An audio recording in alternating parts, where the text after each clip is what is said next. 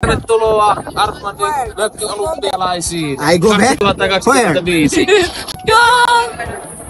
Hey guys, আসসালামু আলাইকুম। কিছুদিন আগে আমার ফিনিশ ল্যাঙ্গুয়েজ স্কুল থেকে আমাদেরকে একটা ডে আউট ট্যুরের জন্য নিয়ে গিয়েছিল একটা পার্কে। এখানে বেসিক্যালি সামারে যে ফিনিশ ট্রেডিশনাল গেমগুলো থাকে ওগুলো আমাদের সাথে ইন্ট্রোডিউস করিয়েছে খেলাধুলার মাধ্যমে। এরপরে বারবিকিউরও ব্যবস্থা ছিল।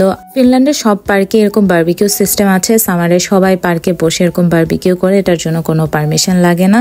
আমাদের ক্লাসের একজন ইজিপ্টের, ও আমাদের জন্য চা আর কেক নিয়ে এসেছিল। এখানে টিচার অ্যানাউন্সমেন্ট করছিল যে এই গেমটা হয়েছে, ওই গেমের মধ্যে কোন গ্রুপ ফার্স্ট, সেকেন্ড এবং থার্ড হয়েছে।